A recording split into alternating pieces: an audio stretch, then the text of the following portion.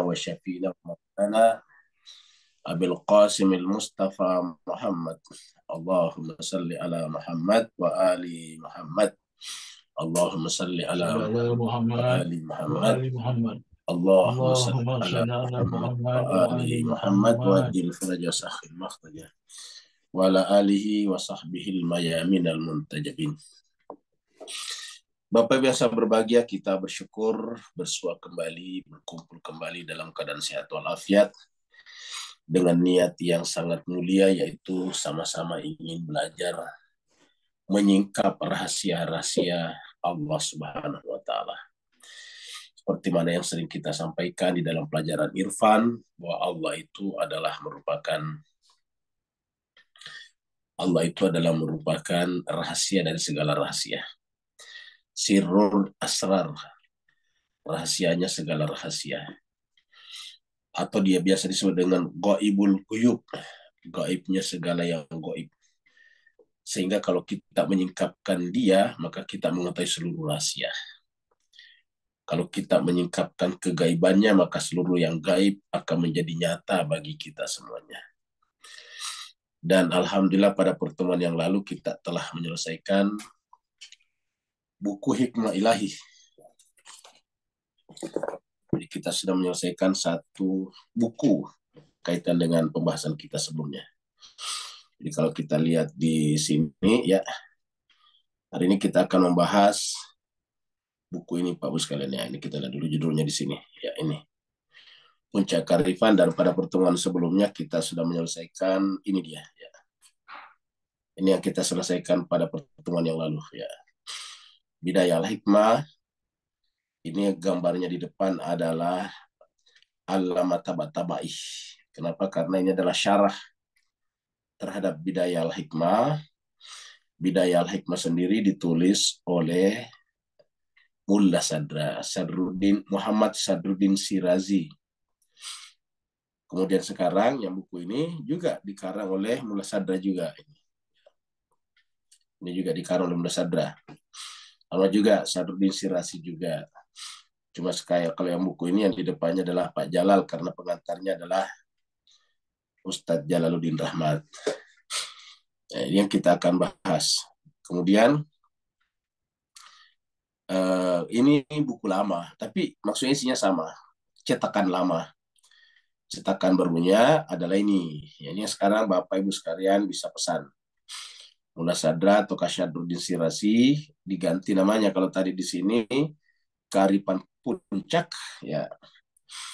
Ya kalau ini Kearifan Puncak dari terjemahan bahasa Arab aslinya disebut dengan Al-Hikmah Al-Arsyah, Kearifan Puncak ya. Hikmah Arsyah, Arsyah itu adalah puncak, arash ya. Kemudian diganti dengan judul ini, Risalah Kearifan Ilahi. Kalau buku yang baru sekarang, tapi isinya sama, tidak ada bedanya ya. Jadi Bapak Ibu sekalian yang sekarang Bapak Ibu bisa beli ini, tapi kalau tidak bisa beli ini atau tidak mau beli ini tidak apa-apa, bisa ngambil dari Play Store. Jadi ini kita ambil dari Play Store ini, Play Store. Apa Playbooks maksudnya? Bapak Ibu lihat di sini Playbook ya. Ini kita ambil dari sini, kita pencet ini keluar ya. Playbook ya. Jadi ini yang kita pelajari sekarang ya. Dan sekarang kita masuk pada pengantar. Ini yang kita dulu lihat daftar isinya Pak Bu sekalian ya. Daftar isinya ya, supaya kita bisa lihat apa saja yang dibahas di dalamnya. Ya.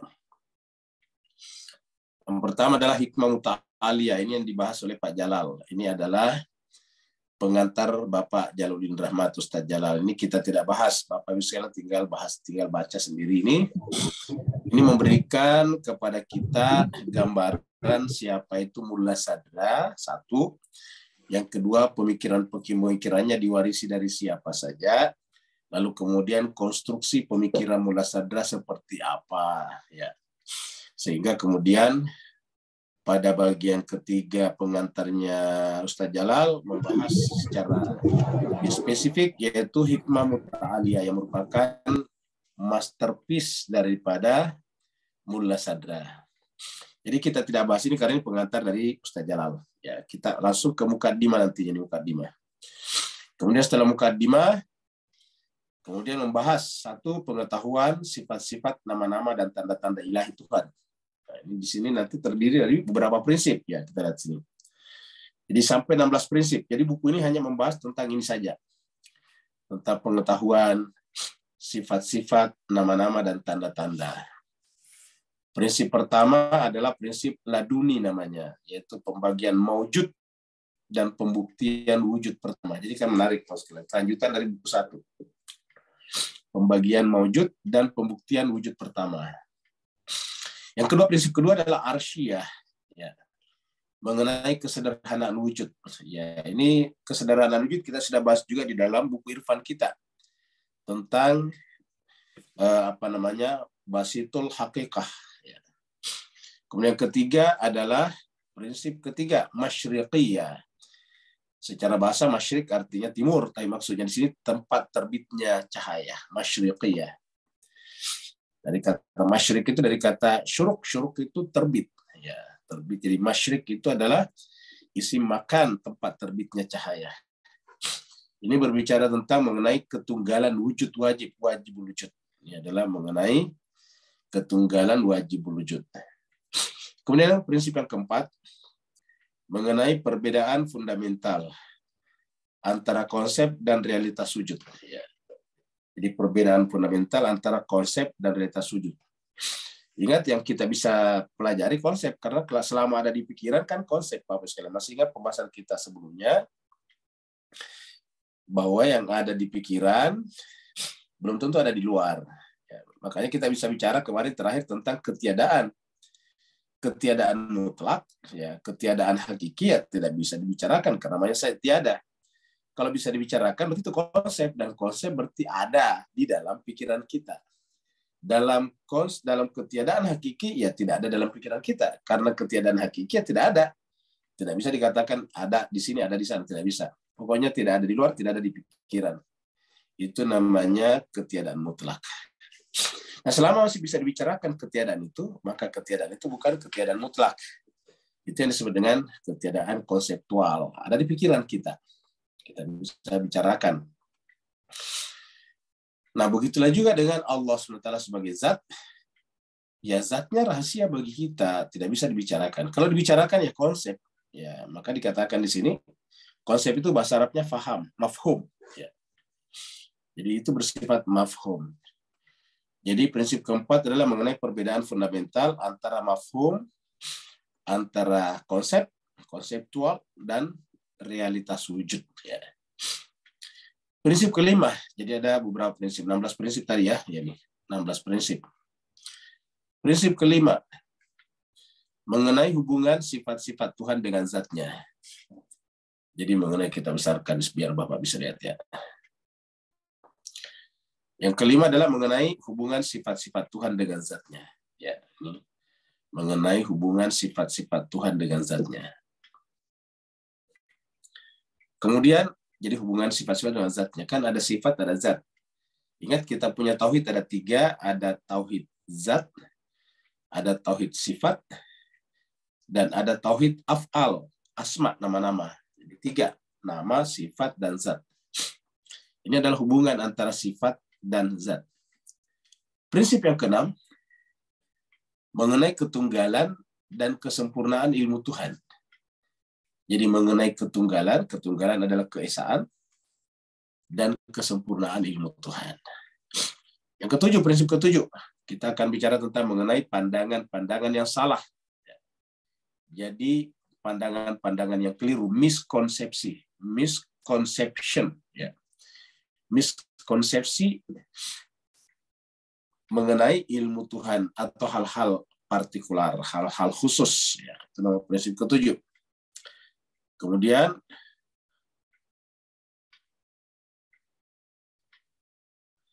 prinsip ke-8, ya, prinsip ke-8. Ya. Prinsip ke-8 adalah mengenai pembagian pembicaraannya, ya, firmannya, kalamnya, mengenai pembagian tentang kalamnya. Prinsip ke-8, mengenai penyatuan Tuhan dan pembicaraannya dalam seluruh wujud. Jadi prinsip ke-9, mengenai penyatuan Tuhan, penyatuan Tuhan dan pembicaraannya dalam seluruh wujud. Dan yang dibicarakan di sini hakikatnya adalah nafsur rahman. Ingat ya sekali, nafs ar-rahman. Ini nafs ar-rahman ini kita di sini sudah mulai bertemu secara jelas antara hikmah dan irfan. Kan ini nafsur rahman dibicarakan dalam irfan juga. Jadi nafsur rahman. Ya.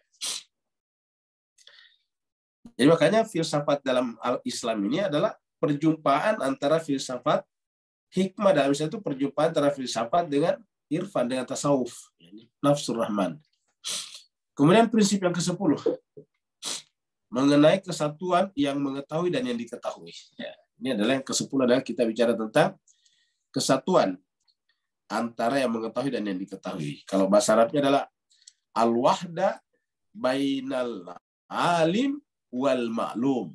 Ya, yang mengetahui itu adalah al-alim, yang diketahui adalah al-ma'lum. Jadi ini adalah wahda, kesatuan. Wahda itu kan kesatuan. Jadi wahda bainal alim wal ma'lum. Kesatuan antara yang mengetahui dan diketahui. Yang ke-11, prinsip ke-11. Mengenai nama-namanya yang agung, asma'nya, yang kita sebut dengan asma'ul husna. Prinsip yang ke-12, mengenai cara aktivitas Tuhan sehubungan dengan alam. Jadi dalam tanda petik ya, dalam tanda petik.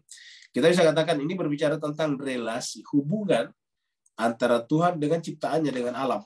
Jadi hubungan antara Khalik dan makhluknya. Kemudian prinsip ke-13, mengenai kebermulaan alam.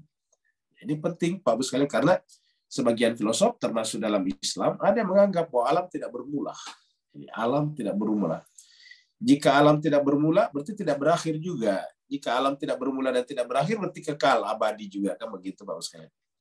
Ada pendapat seperti itu dalam filsafat Islam, dan ada juga ulama besar, filosof besar yang memakai itu.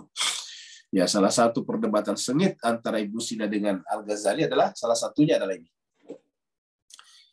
Kemudian prinsip ke-14, mengenai hubungan jiwa dan tubuh, jiwa dan badan. Ya. Jadi hubungan antara jiwa kita dan badan kita. Ya. Kan kita punya dua unsur ya, ada jiwa, ada raga. Tapi bagaimana hubungannya? Apakah jiwa dan raga itu adalah dua entitas yang terpisah, dua entiti, atau sebetulnya seperti garis lurus? Garis lurus itu kan satu, tapi ada awal, ada akhirnya. Apakah seperti itu? Kemudian prinsip ke-15, mengenai kesatuan tubuh dan jiwa dalam bola-bola langit. Ya, kata bola-bola langit di sini adalah dalam samawi. Ya, prinsip-prinsip samawi. Yang ke-16, kemungkinan. Ya, kemungkinan ini ada yang maksud kemungkinan di sini adalah kontingensi. Ya, kemungkinan, kontingensi, kosmos fisik. Ya, kosmos fisik. Nah, jadi sekalian inilah akan kita bahas nanti ke depan sana, ya. Dan kita mulai dari pengantar Pak Jalal ya. Jadi kita lewati, ya. Jadi Bapak Ibu sekalian bisa baca ini. Ya, kita langsung ke sini, ya. Kita langsung ke ini mukaddimahnya. Ya, ini kita baca mukaddimahnya. Ya. Yang mukaddimah ya dimulai dengan Bismillahirrahmanirrahim wa bihi nasta'in alhamdulillahilladzi ja'alana mimman syaraha sadrahu lil Islam. Jadi ini dimulai dengan kata-kata alhamdulillahilladzi ja'alana mimman syaraha sadrahu lil Islam. Kita bersyukur memuji Allah yang telah menjadikan kita termasuk orang yang dilapangkan dadanya untuk Islam. Kenapa? Karena dalam surat Al-An'am dikatakan bahwa salah satu tanda Allah berikan hidayah adalah dilapangkan dadanya untuk mempelajari Islam atau kamu miliki Islam. Mayuridillah ayyahdiyahu, itu kan surat Al-An'am ayat 125. Jadi man yuridillah ayyahdiyahu yashrah sadrahu lil Islam. Siapa yang Allah inginkan beri petunjuk hidayah padanya, dilapangkan dadanya untuk belajar Islam. Ingat, untuk belajar. Yashrah sadrahu lil Islam. Sehingga fahuwa ala nurim mir rabbih. Sehingga yang bersangkutan masuk dalam kategori mendapatkan cahaya dari Tuhannya. Ya. Nah, ini kurang lebih pengantarnya. Kita bahas nanti satu-satu, ini panjang. Kita langsung ke terjemahannya saja di sini. Ya. Kita langsung ke terjemahannya supaya kita bisa mengerti apa yang diantarkan oleh Muladsadra di sini. Kalau kita semuanya sudah belajar bahasa Arab, enak pakai ini. Tapi kan masih banyak di antara kita yang tidak belajar bahasa Arab. Jadi kita ke terjemahannya saja. Ya. Kita ke sini. Ya. Kita langsung ke ini. Mana? Bukan di sini ya. Kita ke sini. Nah, dia.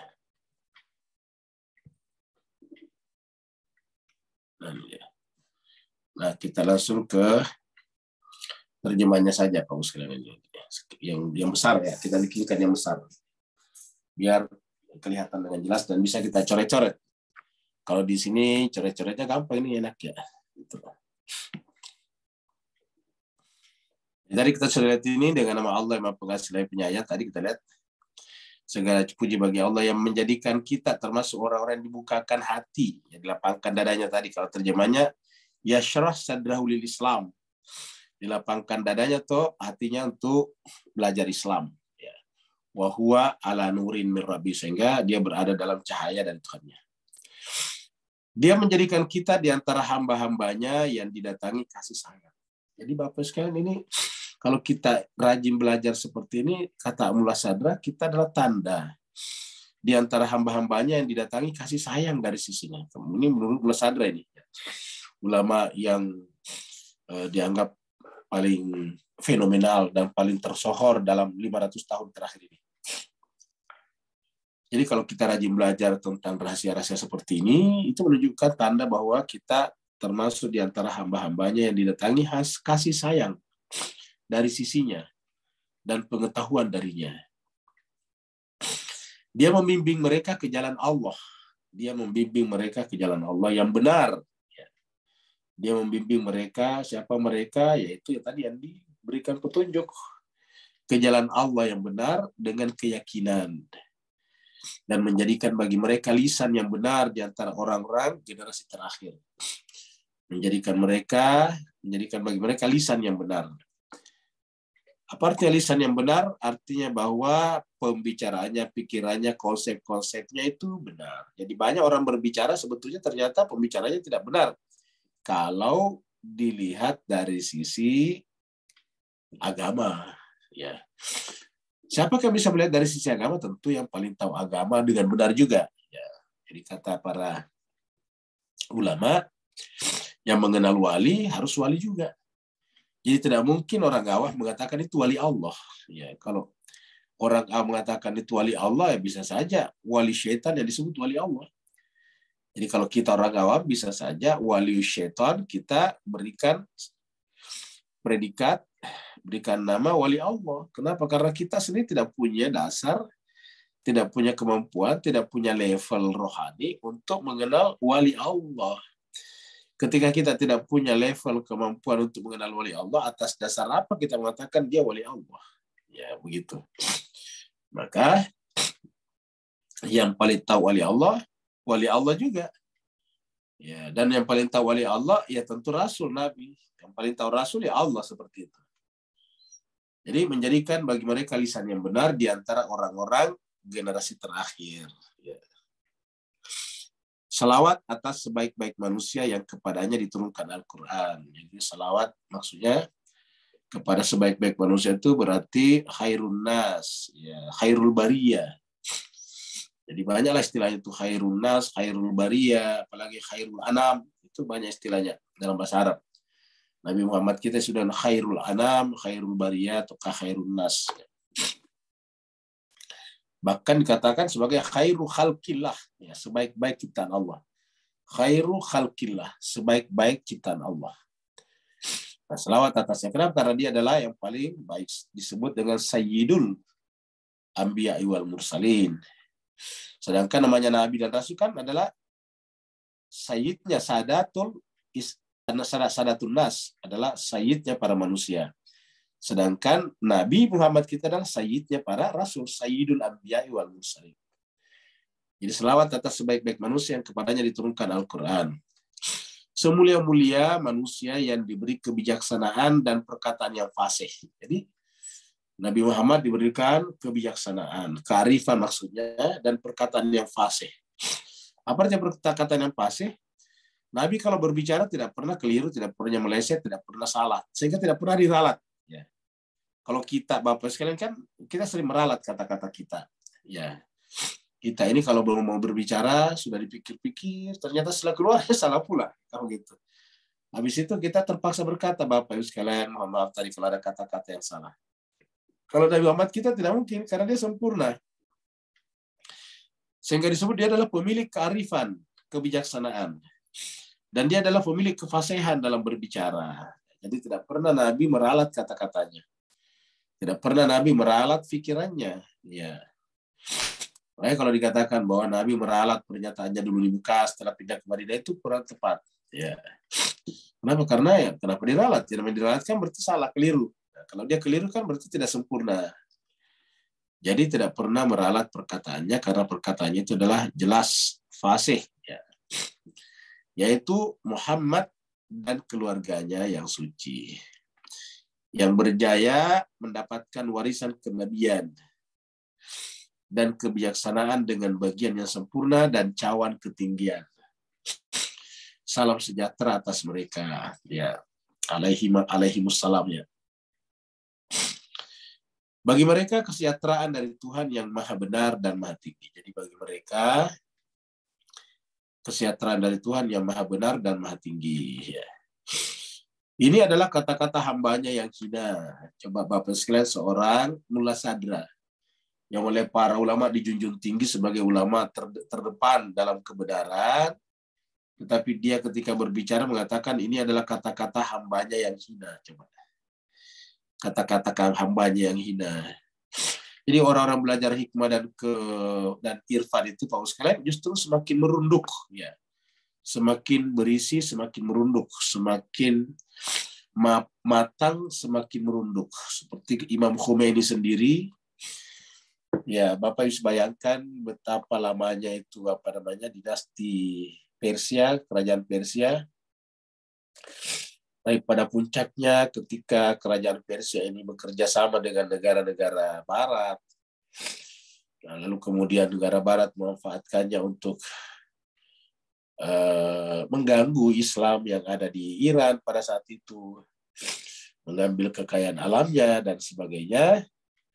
Tiba-tiba Allah munculkan satu tokoh, satu ulama besar yang namanya Imam Khomeini rahmatullahi. Imam Khomeini ketika berhasil bersama dengan rakyat Iran menjatuhkan Reza Pahlavi, Muhammad Reza Pahlavi yang didukung secara terang-terangan oleh Amerika, Inggris, Prancis, dan sebagainya di belakangnya. Ditanya orang-orang, wahai Imam Khomeini, kamu kok bisa menjatuhkan Reza Pahlavi? Dia katakan bukan saya menjatuhkan dia. Ya. Dia katakan itu yang menjatuhkan dia adalah dirinya sendiri. Dia melakukan kezaliman kepada rakyatnya, ya rakyat marah kepadanya, bukan saya. Kata dia itu rakyat. Tapi kata dia ya rakyat bisa bersatu seperti itu sehingga bisa bikin revolusi. Kata Imam Khomeini ya bukan juga saya, itu adalah kelanjutan daripada revolusi Imam Hussein di Karbala. Coba gitu. Tapi faktanya ilmu Anda luas, buku-buku yang Anda karang banyak. Oh tidak ada, kata dia, saya ini hanyalah debu di kakinya kudanya Imam Ali. Bayangkan, saya hanyalah debu di kaki kudanya Imam Ali. Itu kata Imam Khomeini.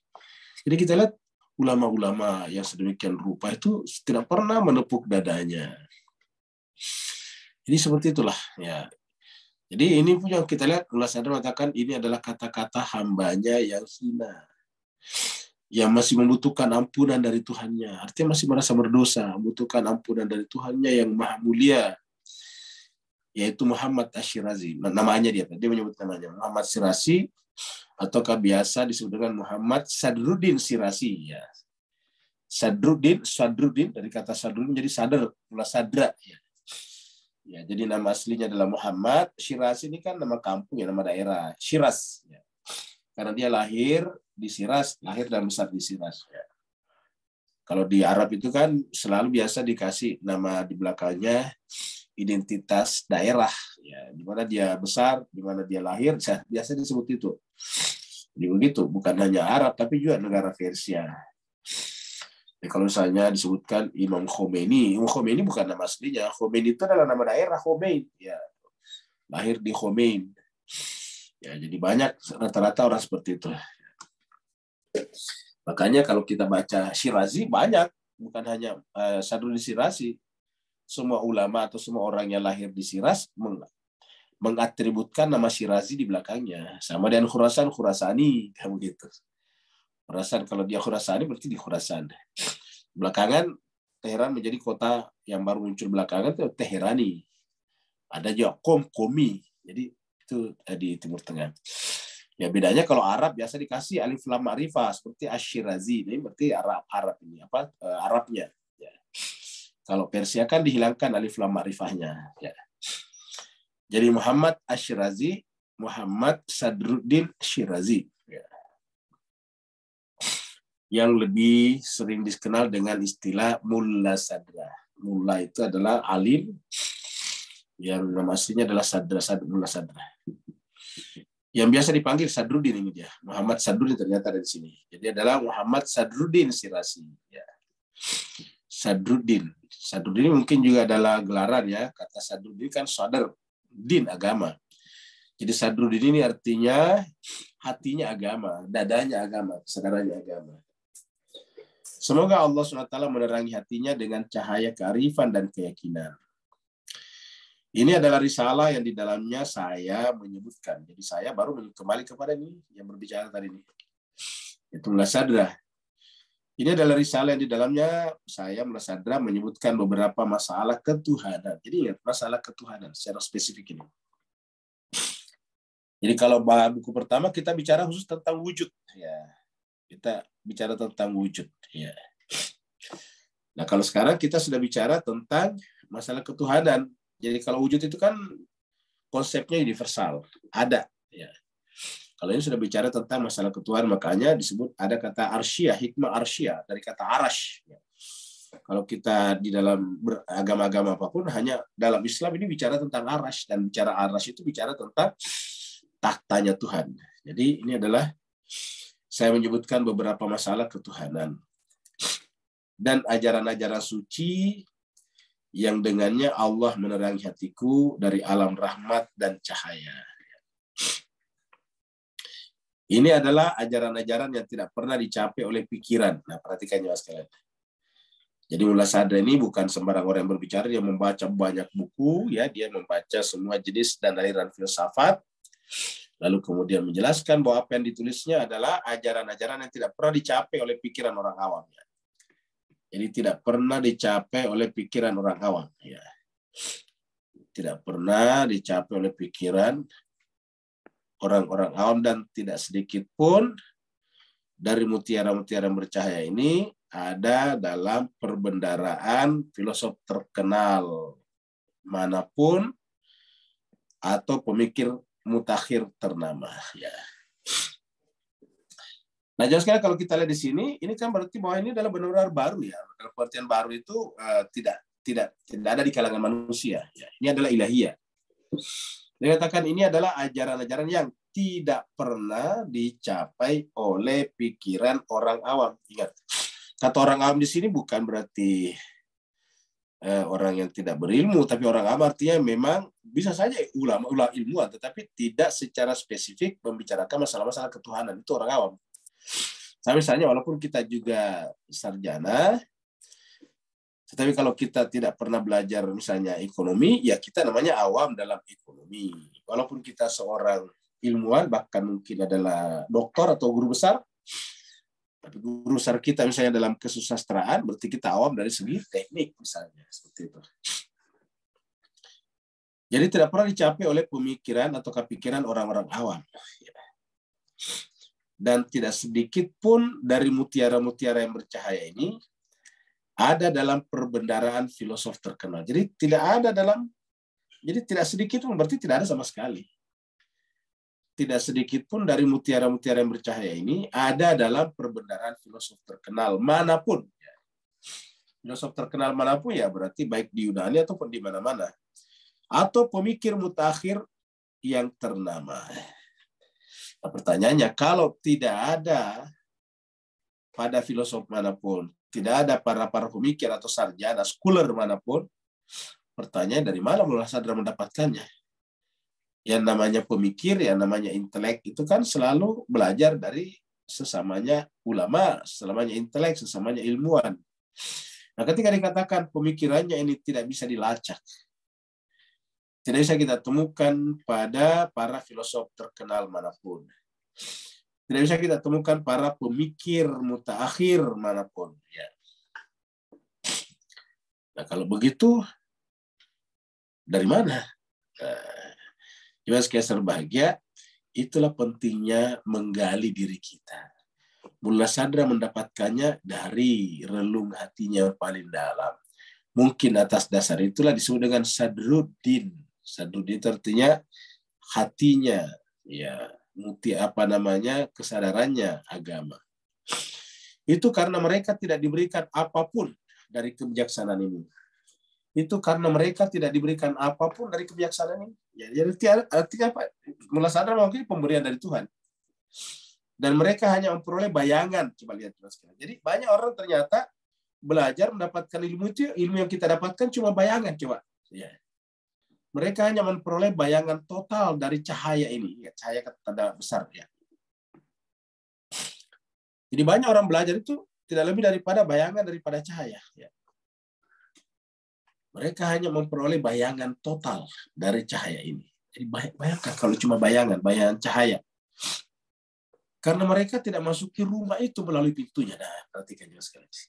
Jadi ternyata berdasarkan ayat ini, berdasarkan pernyataan ini, salah satu cara untuk mendapatkan tadi di atas ini adalah memasuki rumah melalui pintunya. Karena mereka tidak memasuki rumah itu melalui pintunya. Jadi bersyukurlah kita yang kebetulan tahu pintu ini. Jadi ini penjawabnya. Karena mereka tidak memasuki rumah itu melalui pintunya, ya. Karena mereka tidak masuki rumah itu melalui pintunya. Ini karena mungkin terlalu hitam, kita ganti ya. Kita ganti nih. Kita ganti yang agak terang dikit. Jadi karena mereka tidak masuki rumah itu melalui pintunya, ya.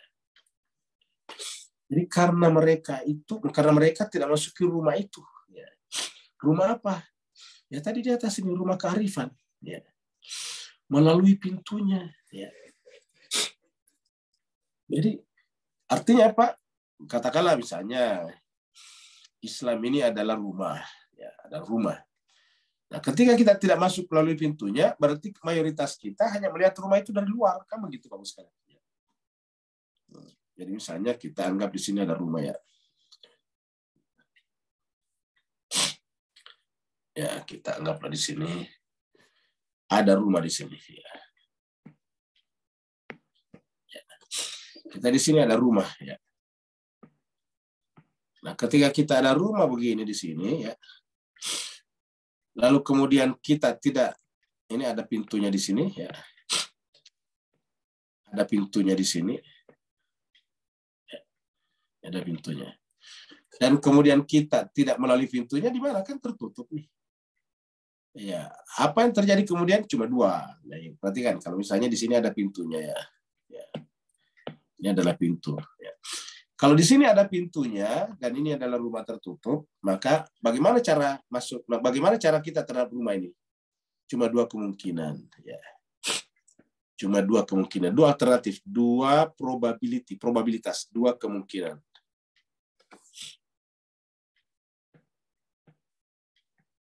Ya, cuma dua kemungkinan. Yang pertama adalah melihat dari luar. Ya. Cuma melihat dari luar. Ya. Jadi cuma di luar sini aja, jadi hanya menjadi dilihat, tidak pernah masuk ke dalam, artinya tidak pernah mendalam. Dia hanya berdiri di luar sini, Pak Bu sekalian. Ya. Banyak orang cuma berdiri di luar sini, hanya menjadi pengamat terhadap ini. Ya. Dia berdiri di sini, ya. Menjadi pengamat di sini. Ya. Jadi hanya melihat apa? Luarannya saja, zohirnya saja. Ya. Jadi apabila ada orang yang masuk di sini tidak melalui pintunya, berarti cuma dua kemungkinan. Satu adalah melihat dari luar, zohirnya. Ya, tidak melihat di dalamnya. Padahal rahasianya di mana? Di dalamnya. Barang berharganya rumah itu di dalam, tidak mungkin di luar. Ya. Semua rumah barang berharganya, mutiaranya, emasnya, berliannya pasti di dalam rumah, tidak mungkin di atap. Tidak mungkin atapnya dibuat dari emas. Ya. Jadi oleh sebab itulah pasti di dalam. Nah, kemungkinan pertama melihat dari luar. Kemungkinan kedua adalah masuk, ya, tidak melalui pintu. Tidak melalui pintu. Nah, perhatikan juga sekalian. Jadi cuma dua kemungkinan. Satu, tidak masuk, cuma di luar. Atau yang kedua, masuk tapi tidak melalui pintu. Kan tidak melalui pintu. Kan kemungkinan saja. Dua kemungkinan. Masuk tidak melalui pintu. Kalau tidak melalui pintu, apa kira-kira? Ya, melalui atap kah, melalui jendela kah, ataukah merusak ini dari luar. Jadi bisa saja merusak ini, kamu gitu, baru masuk. Artinya apa? Kalau dia masuk, dia merusak. Satu. Yang kedua adalah kalau dia masuk tidak melalui pintunya, statusnya apa? Ilegal. Ya, maka namanya ilegal. Ilegal, ya. Tidak legal, tidak legal. Ya, jadi ilegal. Kalau ilegal itu bahasa apanya? Haram. Ya, kamu gitu. Jadi masalahnya haram kan masuk rumahnya orang tidak melalui pintunya. Maka inilah dia. Masuk ke sini tidak melalui pintu. Begitu. Nah, Bapak Ibu sekalian, nah, apabila ada orang masuk di sini, padahal ini ada pintunya, kan semua orang tahu ada pintunya. Kenapa tidak masuk melalui pintunya? Kan berarti memang hatinya berpenyakit. Pasti ada motif. Ya, ada motif, ada modus. Kenapa masuk tidak melalui pintu? Ya, pasti hanya karena ketidaksenangan kepada pintu. Iri hati kepada pintu, kan begitu. Cemburu kepada pintu. Gue nggak mau masuk melalui pintu. Kenapa harus masuk melalui pintu? Kan begitu. Agama ini kan bisa kita pelajari semuanya. Kenapa harus melalui pintu? Kurang lebih begitulah. Siapa yang berpendapat begitu berarti hatinya memang rusak. Jadi siapa yang masuk tidak melalui pintu, status hukumnya namanya ilegal, tidak legal, tidak halal. Ya. Dan berarti penyebabnya apa? Hatinya berpenyakit. Kalau kita misalnya memasuki suatu wilayah dan kita tidak mau diperiksa dengan baik, tidak mau melewati pintunya, pasti kita bermasalah, pasti ada pelanggaran. Misalnya mungkin kita tidak punya paspor, kan begitu, mungkin tidak punya visa. Nah, karena kita tahu kita tidak punya visa, kita ini pendatang haram namanya, maka kita cari jalan tikus namanya. Kalau di Indonesia Pak namanya jalan tikus. Jalan tikus itu jalan yang bukan resmi, ya tidak resmi, tidak official. Namanya jalan tikus kalau di Indonesia. Nah, jadi masuk tidak melalui pintunya. Ya, jadi inilah yang terjadi jemaah sekalian. Jadi dua kemungkinan. Pokoknya kalau ada orang berkaitan dengan rumah ini hanya dua kemungkinan. Satu, dia hanya berdiri di luar sehingga bisa berbicara panjang lebar tentang rumah ini, tetapi selalu bersifat apa? Zahirnya saja. Dia berbicara tentang atapnya terbuat dari apa, dindingnya warnanya apa. Pokoknya cuma bagian zahir saja. Tidak pernah masuk ke dalamnya, sedangkan rahasia terindah daripada rumah ini ada di dalamnya. Kalau bukan karena penghuni rumah, tidak mungkin rumah ini dibuat. Rumah ini dibuat untuk mengakomodasi penghuninya, dan penghuninya itu di dalam rumah tempatnya. Seperti itu. Dan selalu yang namanya penghuni agak keluar masuk juga lewat pintu. Kalau penghuninya pasti keluar masuknya lewat pintu, tidak mungkin lewat atap. Tidak mungkin lewat jendela, pasti lewat ini. Ya. Nah, Bapak Ibu sekalian, disinilah pentingnya ayat ini. Ya, kita lihat ayat ini. Suratnya Al-Baqarah. Ya. Surat Al-Baqarah ayatnya 189. Ya. 189. Ya. 189. Ini kelanjutan dari ayat puasa. Ayat puasa kan 183 sampai 187 atau 188. Sekarang 189. Ya. Dan 188 itu adalah boleh dikatakan transisi dari ayat puasa ke ayat tentang ini.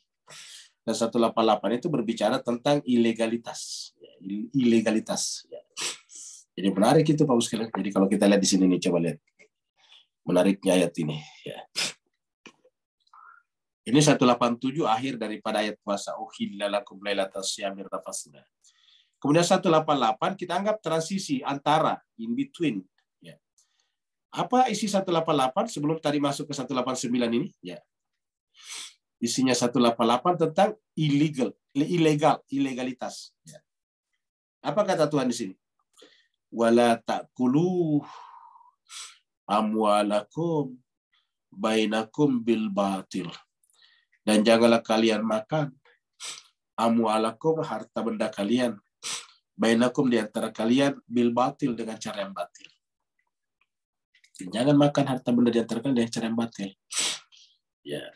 Waktu dulu, nah perhatikan, jangan apa itu batil? Artinya ilegal tadi. Kalau kita makan harta tidak melalui cara yang sah, maka ilegal. Wala ta'kulu amwalakum bainakum bil batil. Caranya bagaimana?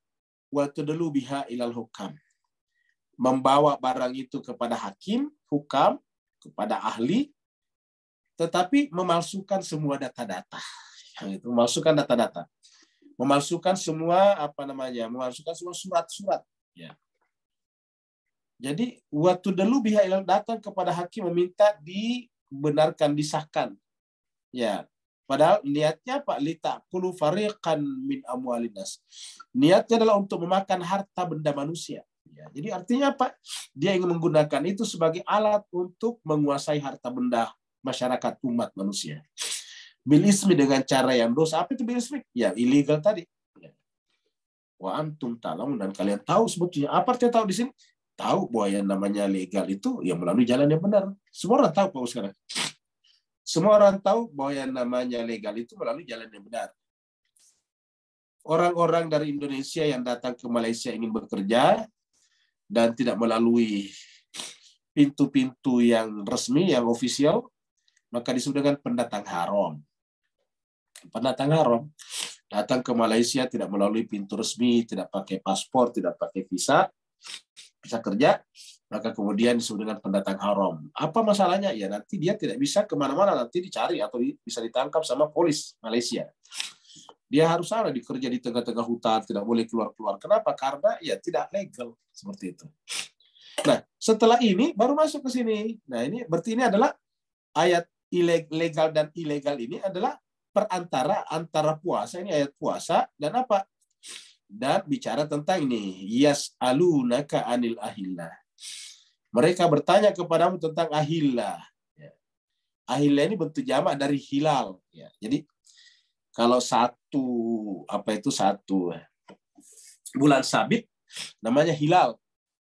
Tapi kalau setiap malam kan berubah tuh dari 1, 2, 3 dan seterusnya, itu kan berubah. Namanya ahillah. Mereka bertanya kepadamu tentang ahillah, hilal. Maksudnya itu tentang perubahan bulan dari waktu ke waktu, dari malam ke malam. Allah katakan, kul, jawab, katakanlah, hiya mawaqitul linnas. Hilal itu adalah petunjuk waktu bagi manusia. Karena ada namanya petunjuk waktu, ada patokan, maka yang disebut dengan perhitungan yang benar, yang legal adalah berdasarkan perubahan hilal itu.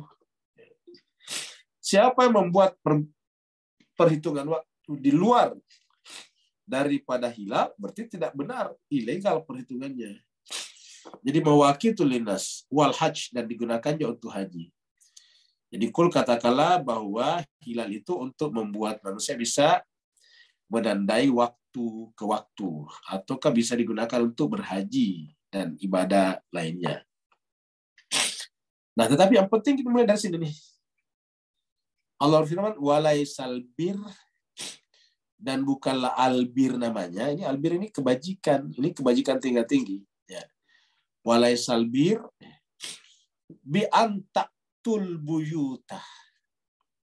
Bukanlah albir namanya manakala engkau memasuki sebuah rumah.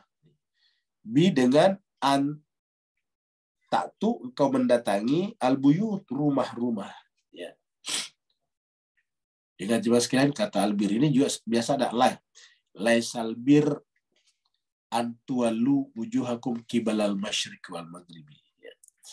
Ulangi lagi, laisal bir antuallu wujuhakum qibalal masyriqi wal maghribi. Ada lagi bukan lais tapi lan tanalul bir hatta tunfiqu mimma tuhibbun. Jadi ada lan tanalul bir hatta tunfiqu mimma tuhibbun. Bukanlah albir ya kalau belum bisa mengorbankan harta yang kalian cintai. Lan tanalul bir hatta tunfiqu mimma tuhibbun. Tempat lain, laisal bir antuallu wujuhakum qibalal masyriqi. Bukanlah albir dengan menghadapkan wajah ke timur ataupun ke barat. Ya. Walaisal bir dan juga bukan albir bi antatul buyutah. Bila kalian memasuki rumah-rumah min zuhuriha dari tempat yang bukan pintu masuknya. Kita artikan saya zuhur di sini adalah yang ilegal. Bukan jalan yang benar. Zuhur itu artinya satu ya. Ini kan zuhur luas sekali maknanya Pak Ustaz ya. Kita lagi-lagi dulu ya Pak Ustaz, saking dalamnya Al-Qur'an itu. Kata zuhur kalau kita lihat di sini berarti memasuki rumah tidak dari pintunya.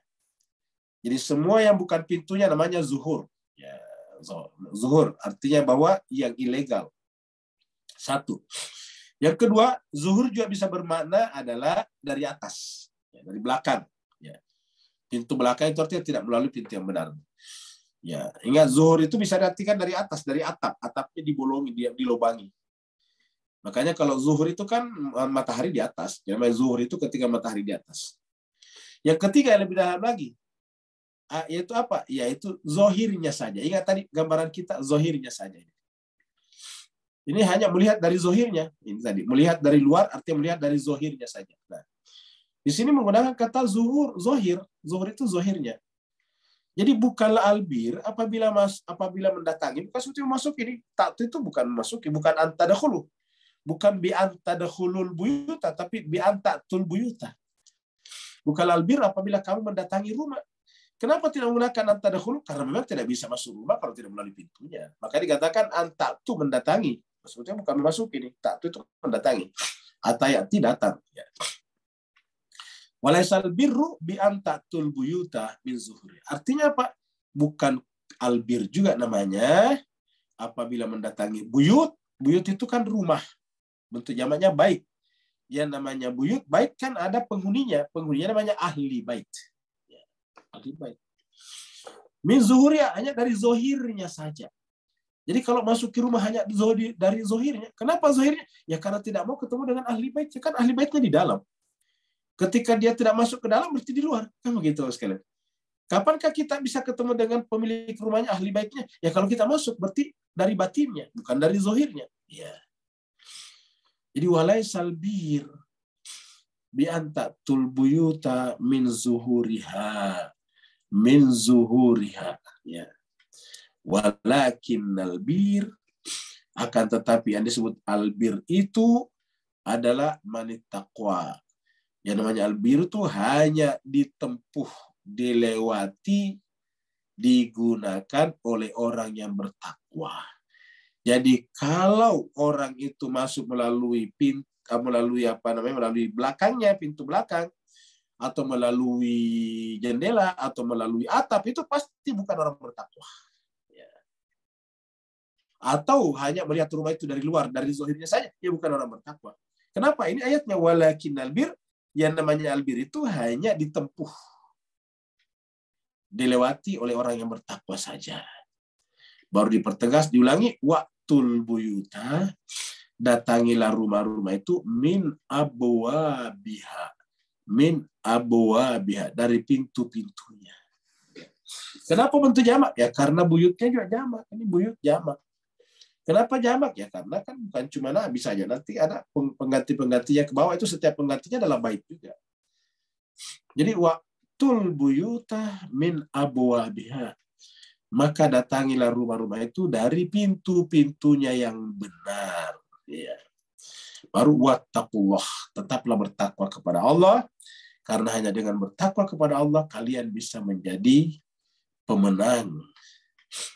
Mendapatkan kebahagiaan hakiki dunia dan akhirat.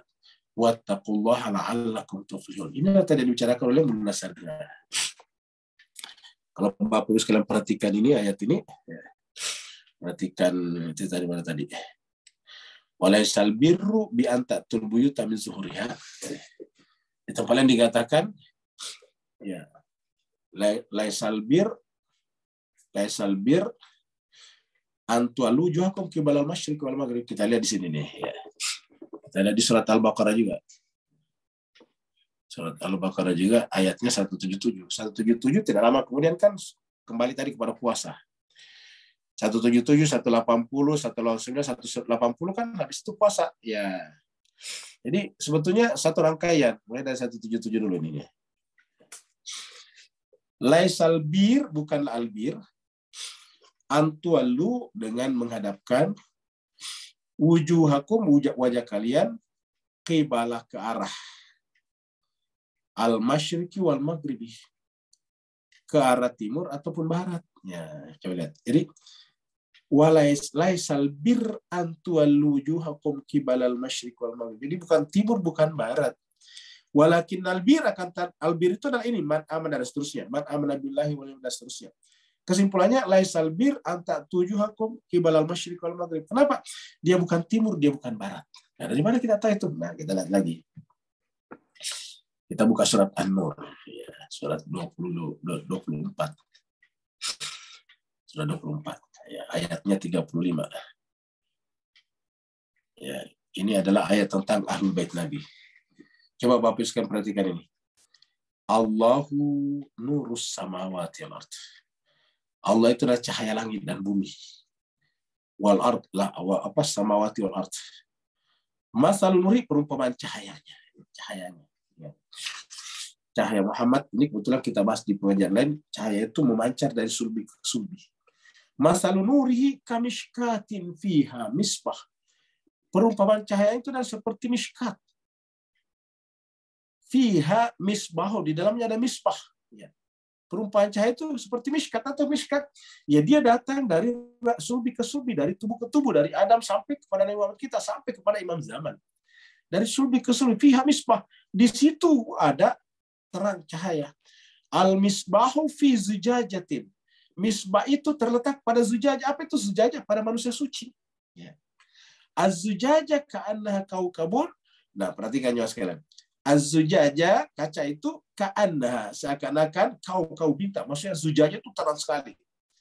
Durriyun, memancarkan cahaya sangat terang. Yuqadu, dia dinyalakan min syajaratin, dari pohon mubarakatin yang terberkahi, zaitunatin, zaitun, la syarqiyah wala garbiyah. Perhatikan Pak sekalian. La syarqiyah wala garbiyah. Tidak timur, tidak barat. Ingat, ulangi lagi. La syarqiyah wala garbiyah. Tidak timur, tidak barat. Nah, apa tadi katanya di sini? Ya. Ini perhatikan. Laisal bir antuallu wujuhakum qibalal masyriq wal maghrib. Apa sebabnya? Karena cahaya itu bukan timur, bukan barat. Jadi sekalian sudah jelas ya. Ya, karena kita bukan tafsir ini, maka kita hanya mengambil sedikit-sedikit saja. Ya. Kesimpulannya, inilah tadi surat Al-Baqarah tentang laisal birra bi antatul buyuta min zuhuriha walakinnal birra, kan tapi albir itu manittaqa waqtul buyuta min abwabiha. Maka datangilah rumah-rumah dari pintunya. Ya, datangilah rumah-rumah dari pintunya. Kenapa? Karena di rumah itu ada manusia suci yang harus kita hormati melalui pintunya yang benar. Nabi mengatakan, saya adalah rumahnya ilmu, Madinatul ilmu. Kalau masuk melalui Ali, ya, wa aliyun babuha, begitu. Waqtul buyuta min abwabiha. Nah, di pintunya itulah atau di rumah itulah ada laki-laki itu, dan harus kita menjumpainya melalui pintu yang benar. Ya. Di dalam surat ini. Ya, mana tadi ini? Surat ini. Surat An-Nur ya, ini surat An-Nur. Nah, ini surat An-Nur tadi 35 ya, 35. Kita loncat ke ini. 36. Fi buyutin. Di mana letaknya itu? Fi buyutin, di rumah-rumah. Yang rumah-rumah itu satu-satunya azinallahu an turfa'ah, yang di Allah izinkan untuk diangkat, ditinggikan namanya, wa yuzkara fi hasmuhu, dan selalu disebut namanya, dan seterusnya. Kemudian 38, 39, 40 ya, ini 40 ya. Mana tadi? Bukan ya. Ada jalur. Nah, ini dia 37 ternyata ya. 37 ini tadi 36. 36 tadi antur fa'il zakara fiha. Nah, kita lewati tadi 37. Di mana rumah itu? Rijalun, ada orang-orang. Ya, rijalun la tulhihim tijaratun wala bai'un. Ada manusia suci di sana yang pikirannya walaupun dia berdagang, jual beli, dia tidak lagi dipengaruhi oleh perniagaan dan jual belinya. La tulhihim tijaratun wala bai'un an dzikrillah. Tidak terlalaikan oleh perniagaan, tidak terlalaikan oleh jual beli, an dzikrillah, dari mengingat Allah. Nah, seperti itu Pak Gus sekalian. Jadi kita balik lagi ke sini tadi. Ya. Gimana tadi? Ya, ini dia. Jadi tadi kita sudah kembali tadi pernyataan daripada penulis buku ini, Tumla Sadra. Ya. Jadi itu karena mereka tidak diberikan apapun dari kebijaksanaan ini. Dan mereka hanya memperoleh bayangan total. Ya. Memperoleh bayangan saja. Kenapa ya? Di luarnya. Ya, kalau kita misalnya tadi di rumah ini, kalau kita tidak masuk, bahkan ada lebih parah lagi Pak sekalian. Dia hanya melihat bayangannya. Ini kan kalau ada cahaya di sini pasti cuma bayangannya di sini. Jadi hanya melihat bayangan rumah, atau kasih cahaya di sini ada tembok, dia hanya melihat bayangannya di tembok ini. Ya, seperti itu. Karena mereka tidak masuki rumah melalui pintunya.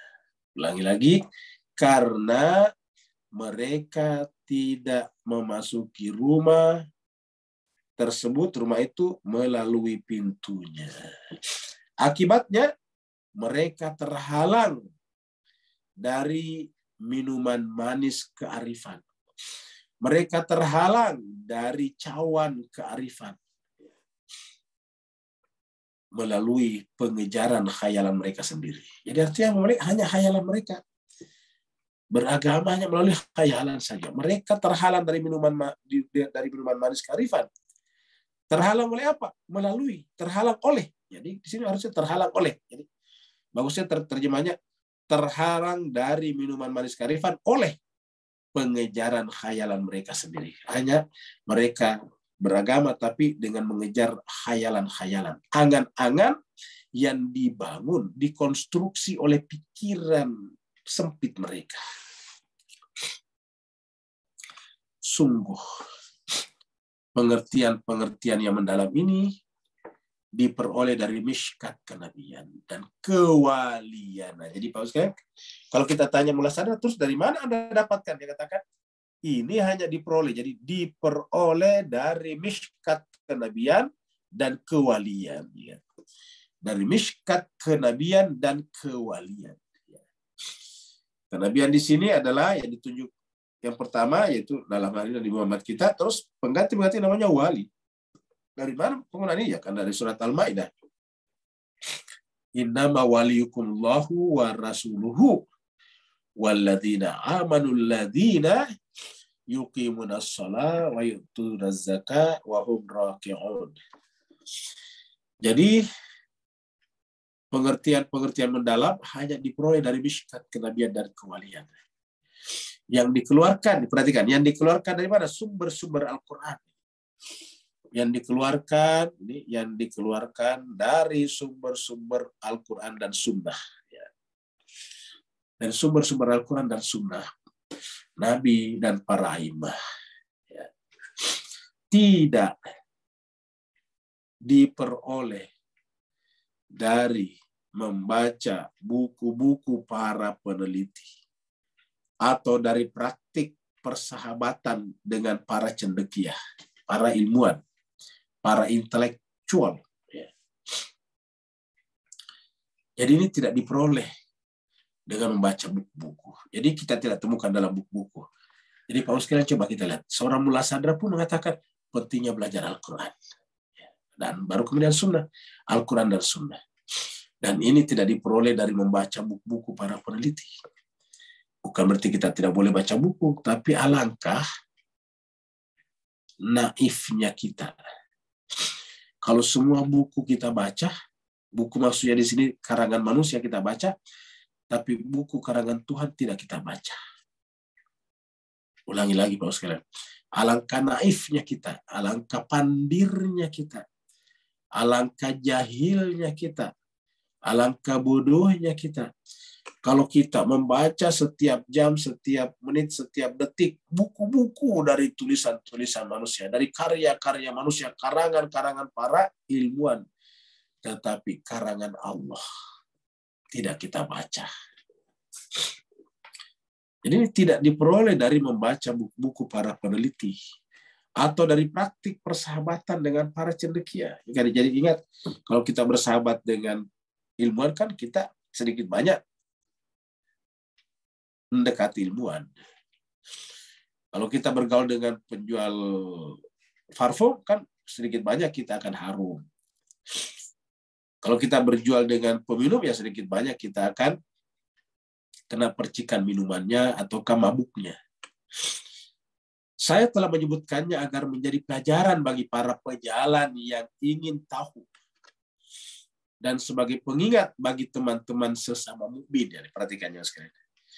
Kata Mullah Sadra, saya menyebutkan ini yang di atas ini agar menjadi pelajaran bagi para pejalan, yaitu bagi para ilmuwan, bagi para peneliti yang ingin tahu dan sebagai pengingat. Jadi kalau kita tanya Mullah Sadar, kenapa bisa sampai ke sana begitu indah karya-karyanya, menyingkap rahasia-rahasia, dia sendiri mengatakan tadi karena melalui pintu yang benar.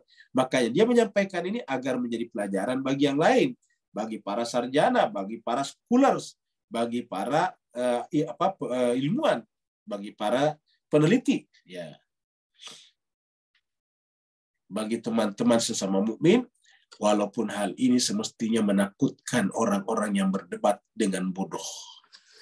Nah, harusnya menakutkan. Kenapa? Berdebat tetapi tidak melibatkan pintu yang benar. Berdebat dengan bodoh dan sia-sia. Banyak orang seperti ini. Di grup-grup ya, banyak orang yang kerjaan cuma berdebat. Ya. Jadi hanya berdebat dengan bodoh dan sia-sia. Dan membuat musuh-musuh cahaya kearifan dan keyakinan sangat marah.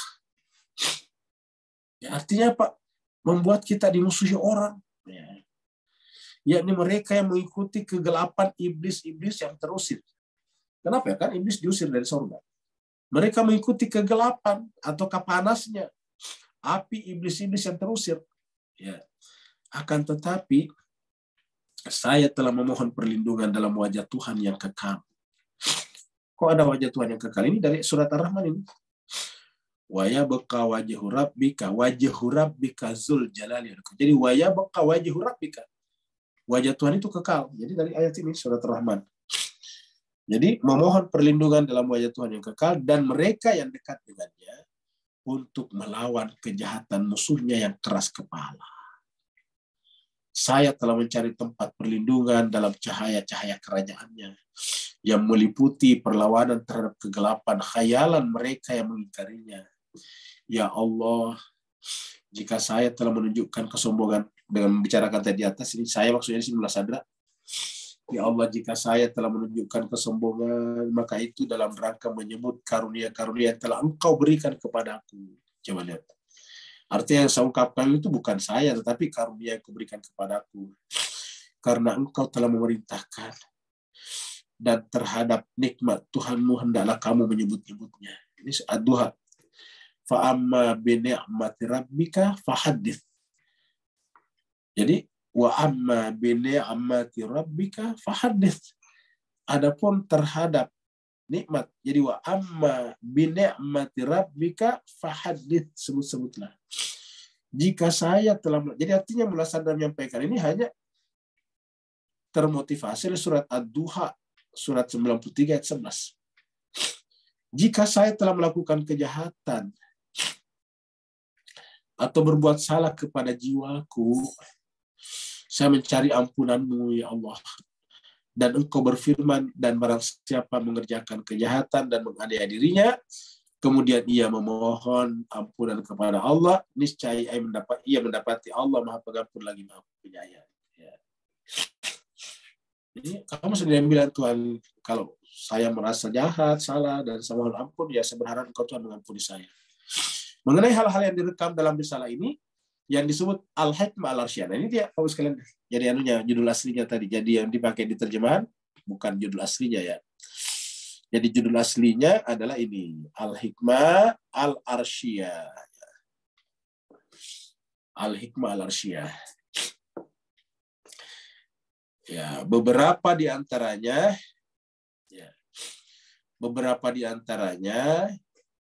kalau yang sebelumnya kan buku kita adalah Syarah Al-Hikmah. Kan begitu, Syarah Al-Hikmah. Kalau ini Al-Hikmah Al-Arsyiyah. Jadi kesamaannya pada hikmah.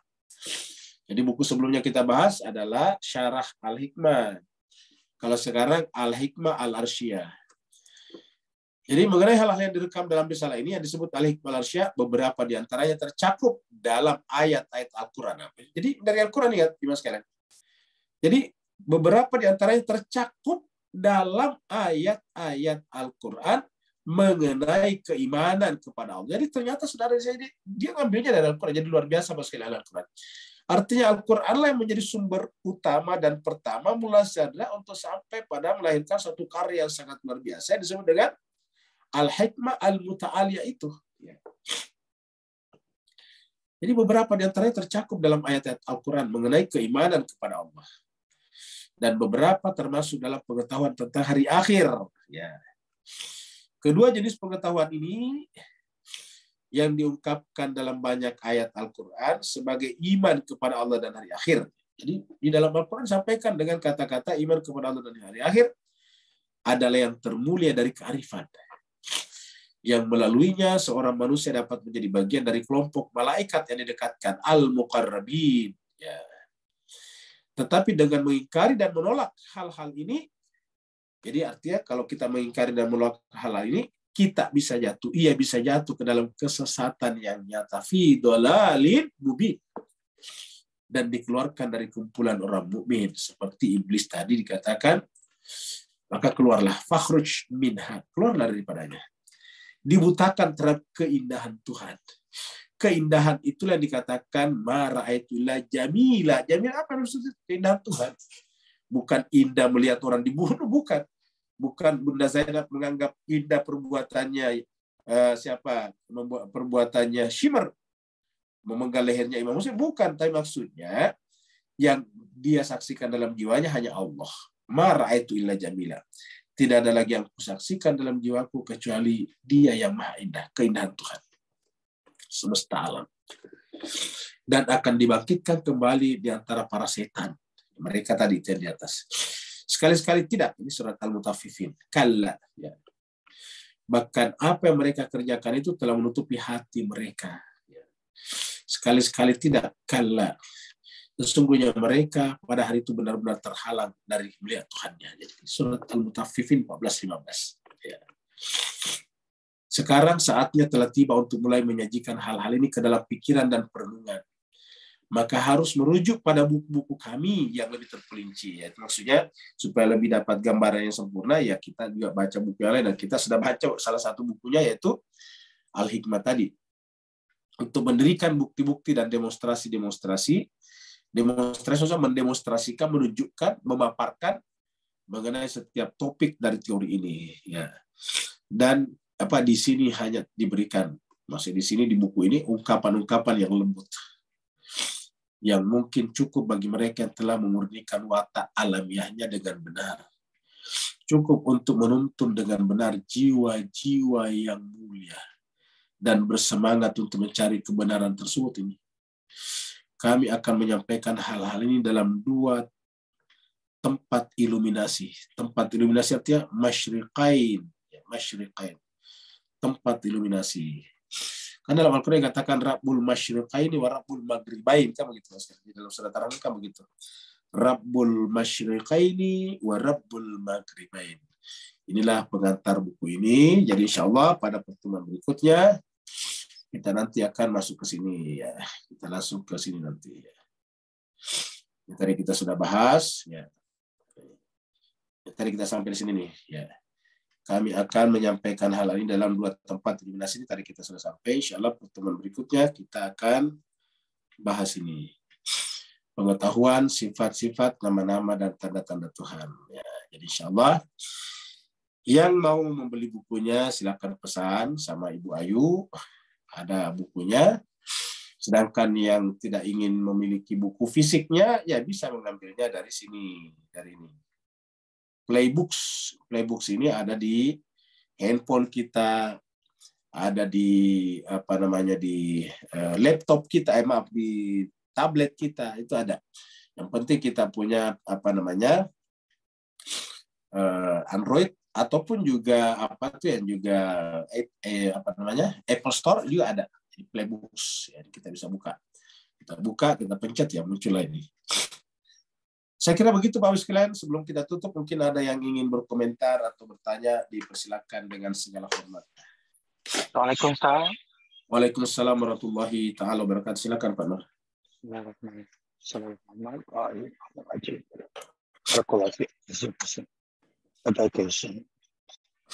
Sebelum kita mampu mencapai menggapai topik yang lebih tinggi, Musa ikuti hidir. Pada level kami Ustaz, mukallid yang ikuti kepada alim, kemudian alim kepada marja' tadi.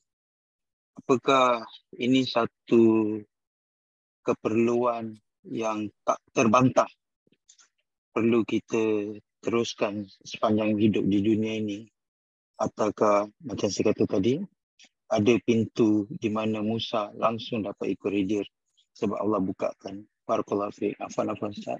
Baik, terima kasih banyak. Padahal kita sampaikan bahwasanya dalam Islam ini ada dua pembagiannya.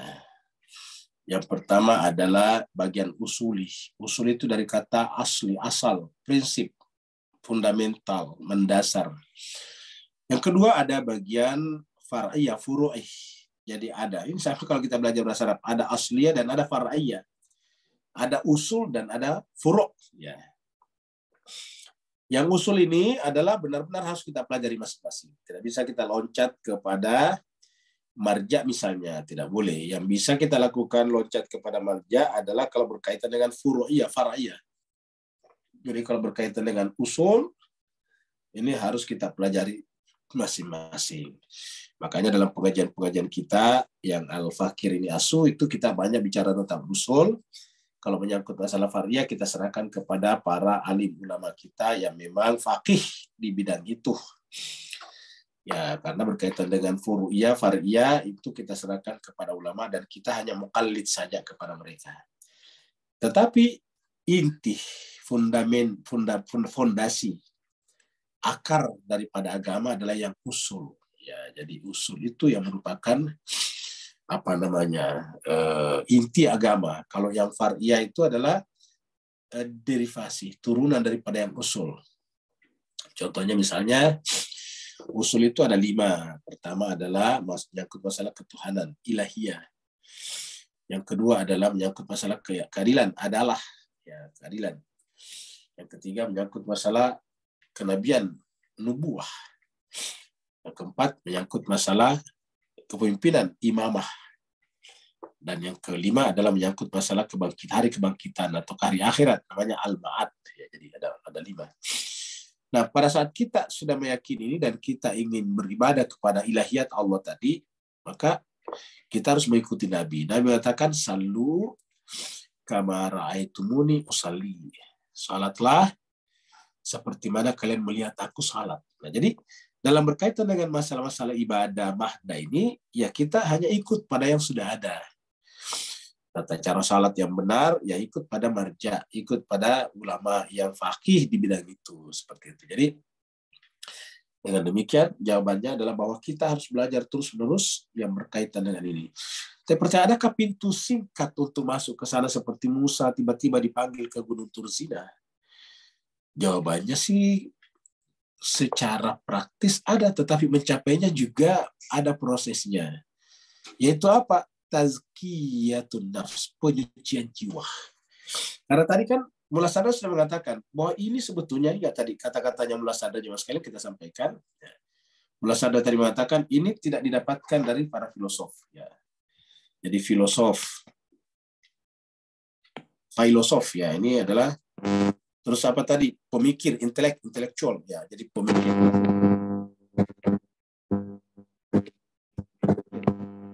Jadi kita coret. Ini bukan dari sini, bukan dari sini. Begitu tadi kata Mullah Sadra. Terus dari mana kamu gitu tadi? Terus dari mana dapatnya tadi hikmah tadi nih? Kalau tidak dari sini, terus dari mana kamu gitu? Jawabannya tadi adalah Quran dan Sunnah. Ya. Tapi bagaimana caranya? Kan banyak orang baca Quran. Nah, di sini dibutuhkan satu tadi pertanyaan Pak Nur, yaitu namanya tazkiyatun nafs. Ya. Tazkiyah an-nafs. Ya. Kita melakukan penyucian jiwa. Inilah jiwa sekalian. Apa namanya menyucikan jiwa kita? Sederhana saja, Pak Bos, sekalian. Satu ya. Mulai dari yang paling dasar dulu. Hilangkan penyakit hati seperti iri, dengki, amarah, suka menggibah, kemudian kita suka tajasus. Hilangkan semuanya. Satu, itu yang paling dasar. Yang kedua, kemudian mulai jangan berpikir buruk ya, kepada Allah Subhanahu wa Ta'ala. Ya. Wah, Allah itu seakan-akan tidak menjawab doa saya, itu berpikir buruk kepada Allah tuh, karena menganggap Allah tidak mujib. Ya Allah, wahai Pak Ustadz, saya sepertinya tidak didengar Tuhan. Lah itu seperti berpikir buruk tentang Allah. Kenapa? Karena Allah itu adalah Sami, maha mendengar, Basir, maha melihat, Alim, maha mengetahui. Jadi tidak mungkin ya seperti itu. Itu yang kedua. Yang ketiga adalah membersihkan semua pikiran apapun dalam jiwa kita. Karena semua yang kita pikirkan itu bukan dia. Ya, semua yang kita pikirkan bukan dia. Itu hanya konsep, mafhum. Dan mafhum sendiri bisa menjadi hijab. Ya.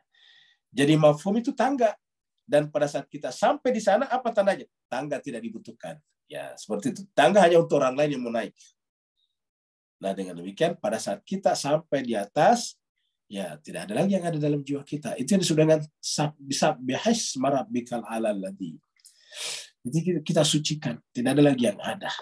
Seperti tadi kata Mullah Sadra, ya Allah, kalau saya sampaikan ini adalah seakan-akan saya ini adalah ujub, sombong, maka saya menyampaikan tidak lain karena perintah kamu sendiri, yaitu fa amma wa amma bi ni'mati rabbika fahadits. Cuma lihat. Jadi dia benar-benar merasa tidak perlu melakukan apa-apa kalau bukan dari Tuhan. Sampai saya menyampaikan ini, kata Mullah Sadra, ya karena Tuhan sendiri mengatakan wa amma bi ni'mati rabbika fahadits. Adapun nikmat yang datang dari Tuhanmu, sampaikanlah, sebutlah, seperti itu. Nah, jadi artinya apa? Tidak ada sesuatu yang kita lakukan kecuali bahwa ada perintahnya dari Al-Quran. Kenapa? Karena pada saat orang mencapai di atas yang ketiga tadi, tidak ada lagi apa-apa, tidak ada lagi pembicaraan. Yang ada adalah diam, diam, dan diam. Kalau toh berbicara karena perintah, kul, katakanlah. Ya, seperti itu. Bapak sekalian, ada lagi sebelum kita tutup?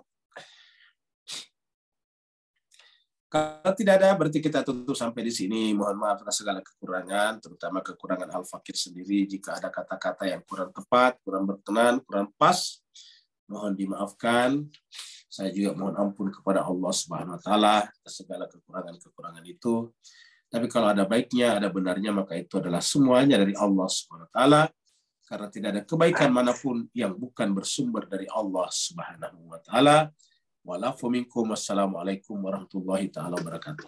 Waalaikumsalam warahmatullahi wabarakatuh. Terima kasih Ustaz.